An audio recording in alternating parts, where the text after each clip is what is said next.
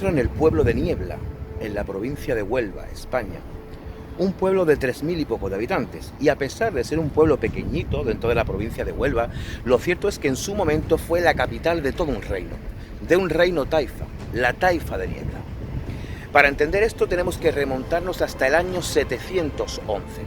En el año 711, un grupo de musulmanes procedente del norte de África, al mando de Tariq ibn Ziyad, atraviesa el estrecho de Gibraltar y llega a la península ibérica, la cual estaba dominada por los visigodos, era cristiana. Se produce entonces la batalla de Guadalete en el 712, donde los musulmanes logran vencer al rey Don Rodrigo. A partir de ahí, en apenas 3 años, los musulmanes logran conquistar toda la península ibérica, fundando Al-Ándalus. Toda la península ibérica, excepto una zona en el norte de la península ibérica, en la actual comunidad autónoma de Asturias. Asturias nunca fue musulmana. De ahí viene el título nobiliario y que únicamente puede ostentar el rey de España y la reina de España, que es príncipe o princesa de Asturias. Esto es algo simbólico porque, de hecho, se cree, o hay la idea, o la fatal idea, de que los asturianos son los auténticos españoles porque nunca fueron conquistados por los musulmanes. En la batalla de Covadonga, donde los musulmanes intentaron conquistar la actual Asturias, no lograron vencer, así que se dirigieron hacia el noroeste para seguir conquistando el imperio, para seguir ampliando el imperio islámico. Pero en el 732, en la zona de Francia, en Poitiers, se desarrolla la batalla de Poitiers, donde Carlos Martel logra frenar el avance musulmán. Los musulmanes entonces vuelven a la península ibérica para afianzar todo el territorio que ya habían conquistado. Es entonces cuando posteriormente viene Abderramán I de la dinastía Omeya, último superviviente de la dinastía Omeya después de que la dinastía de Abul Abbas, la dinastía Abbasí, asesinara a toda su familia. Si os parece interesante esta historia, tenéis que veros el vídeo de Córdoba. Y se establece aquí durante varios siglos un imperio musulmán Omeya, en la fundación de Al-Ándalus. Posteriormente, esos pequeños cristianos, ese núcleo pequeño cristiano que quedaba en la península ibérica, comienzan el periodo de reconquista. Comienzan a enfrentarse a todas las plazas musulmanas para intentar reconquistar y volver a cristianizar la península ibérica. Fueron bajando en el territorio, fueron ganando batallas, y cuando los musulmanes se vieron que no podía con los cristianos, porque ya la corona de Castilla estaba muy fortalecida, solicitaron la ayuda almorávide. Los almorávides eran un grupo islamista, era un grupo islámico musulmán del norte de África. Vinieron aquí a la península ibérica, se aliaron con los musulmanes que estaban aquí y consiguieron vencer a los cristianos, logrando detener el avance cristiano de la reconquista. Posteriormente los almorávides asumieron el poder aquí, porque ellos creían que eran los fuertes, gracias a ellos se había ganado la guerra, y asumieron el poder de la península ibérica. Pero como siempre, había disputas por ostentar el poder califal, o el poder del emirato, mejor dicho, ¿no? El poder político. Así que, la península ibérica se dividió en pequeños reinos, llamados taifas, a cuyo cargo había un reyezuelo. Posteriormente, en el 1212 se produce la batalla de las Navas de Tolosa. Como ya os he explicado anteriormente, se produce la apertura del Valle del Guadalquivir para los cristianos. Nuevamente los almorávides, como ven que no pueden con los cristianos y ante una Castilla muy fortalecida, piden ayuda a los almohades, que igualmente era un grupo musulmán islámico asentado en el norte de la península ibérica, en el norte de África, donde ya se había establecido el califato fatimí. Estos almohades, se vuelve a repetir la historia, estos almohades vienen a la península ibérica a conquistar, a ayudar, mejor dicho, a los almorávides frente a los cristianos y logran vencer. Y vuelve a ocurrir lo mismo, ellos quieren quedarse con el poder. Y entonces es cuando se produce una nueva división de los reinos taifas, produciéndose los segundos taifas. Y en ese momento, con los almohades, es cuando se funda la Taifa de Niebla. Y logran construir esta muralla que rodeaba a la antigua ciudad histórica o al antiguo reino o capital del reino de la taifa de Niebla.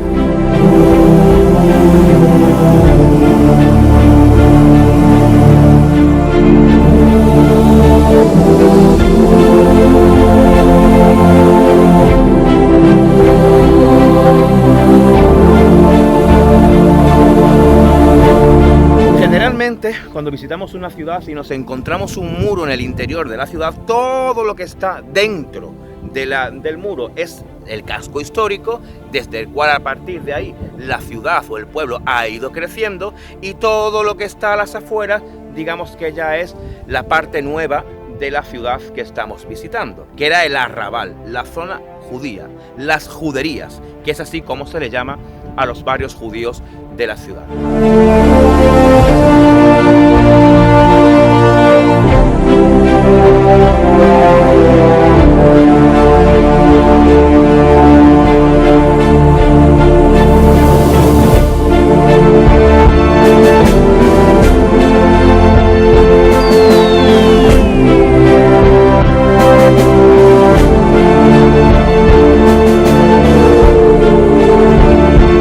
Ahora mismo nos encontramos en uno de los patios principales del castillo, que era la antesala a la zona palaciega del castillo. Esta zona siempre está en todos los castillos medievales. Y era una vez que entrabas en el castillo, en la fortificación, era la zona donde se desarrollaba la vida. Pero no solo eso, sino que también en caso de un ataque, en caso de una epidemia, en caso de una guerra, la población de Niebla, en este caso la población cristiana en época cristiana o musulmana en época de Al-Ándalus, se confinaba en el castillo, se cerraban muros y desde las torres vigías se defendía el castillo, que era el último bastión que quedaba cuando se intentaba conquistar cualquier ciudad durante la Edad Media.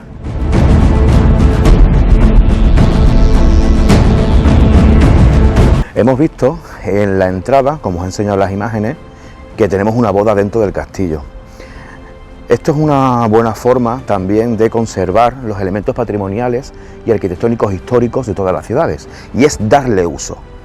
Si dejamos un edificio patrimonial o histórico sin uso, el paso del tiempo se lo consume y se acaba derrumbando.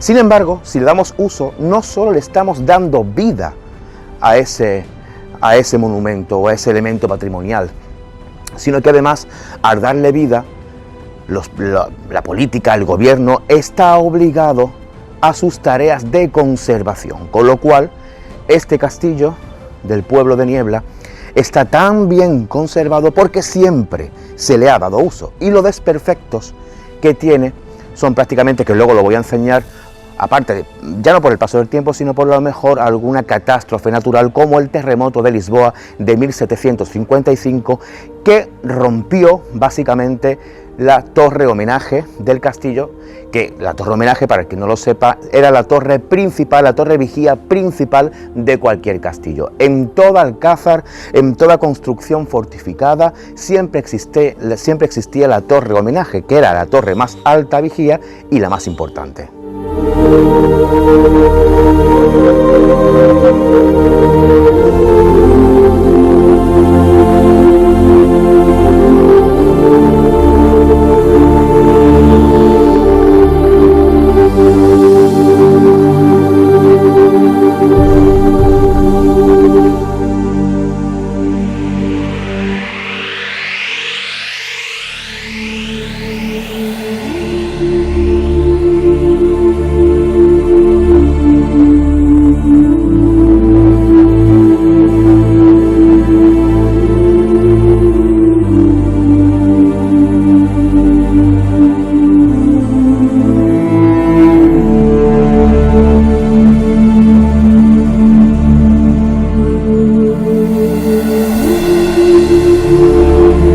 Como os he dicho antes, en 1755 se produce el terremoto de Lisboa, el famoso terremoto de Lisboa, que a pesar de que Lisboa se cuenta a muchísimos kilómetros, por aquí dejaré cuánto, fue de tal magnitud que incluso generó un tsunami. Y numerosas construcciones de la costa occidental o de la Castilla, el reino de Castilla occidental, quedaron destruidas. Entre ellas lo que os he dicho antes, que es la torre homenaje del Castillo de Niebla.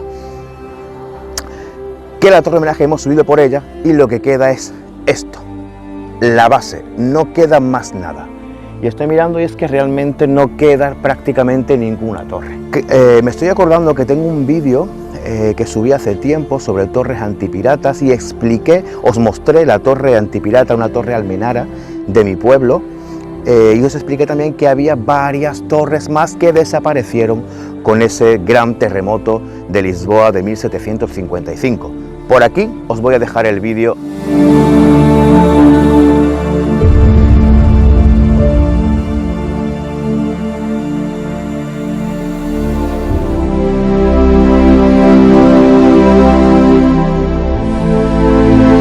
Todos los castillos en la Edad Media, bueno, incluso antes, ¿no? Incluso las construcciones defensivas en cualquier época histórica, siempre se situaban en un alto, en la zona más alta de la ciudad o de la población, porque de esta zona podían controlar en caso de que hubiesen ataque. Nos encontramos en el Castillo de Niebla, que como vemos está en la zona alta del pueblo.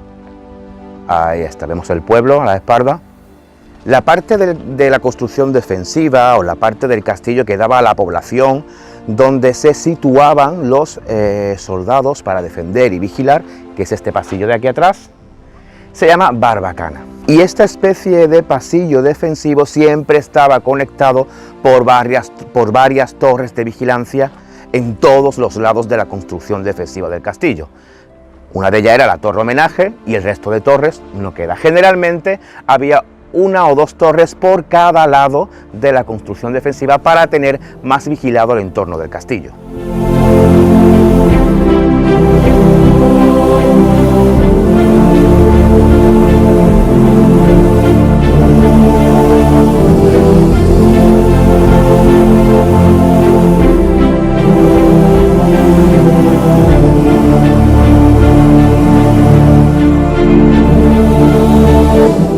Cuando la taifa de Niebla, el reino de Niebla, fue conquistado por los cristianos, fue reconquistado por el bando cristiano, pasa a la corona de Castilla.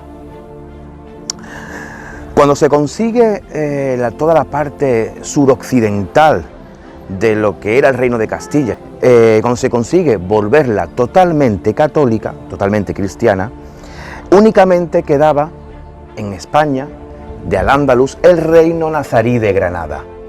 Este reino nazarí quedó, digamos, aislado en el extremo suroccidental de la península ibérica. Ya había perdido todo el poder, toda la hegemonía que se había conseguido durante el periodo andalusí. Así que al reino nazarí de Granada no le quedó más remedio que convertirse en vasallo del reino de Castilla y aceptar las condiciones que el reino de Castilla le había impuesto si no querían ser invadidos o conquistados, reconquistados por los cristianos. ¿Qué significa ser vasallo? Ser vasallo, para que lo podáis entender, es que los reyes de la corona de Castilla se convierten en el señor del rey nazarí de Granada. ¿Qué implica esto? Que debe pagarle tributo y además de todo ello, debe también echarle una mano, ayudarle en todo lo que el reino cristiano le solicitase. Entre ellos, aliarse con los cristianos contra los propios núcleos aislados musulmanes que quedaban en ese entonces en la península ibérica. ¿Qué significa esto? Significa que los propios musulmanes del reino nazarí de Granada se tenían que aliar con los cristianos en contra de los musulmanes que quedaban en la península ibérica en ese periodo de reconquista.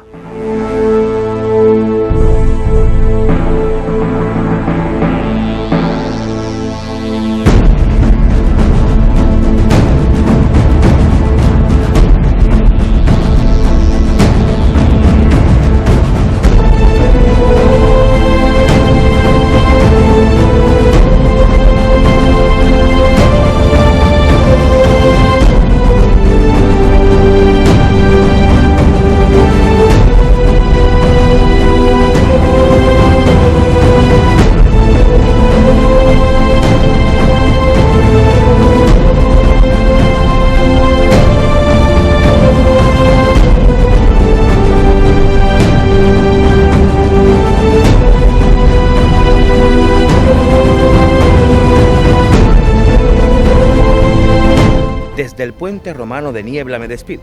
Si te ha gustado el vídeo, regálame un like. Si te gusta mi contenido, suscríbete al canal y dale a la campanita para estar al tanto de cuando subo nuevos vídeos. Además, si lo deseas, puedes colaborar en Patreon. En la caja de descripción te dejo el enlace. Y por aquí te dejo mis redes sociales donde cuelgo material distinto al del canal. Nos vemos en el próximo vídeo. ¡Chao!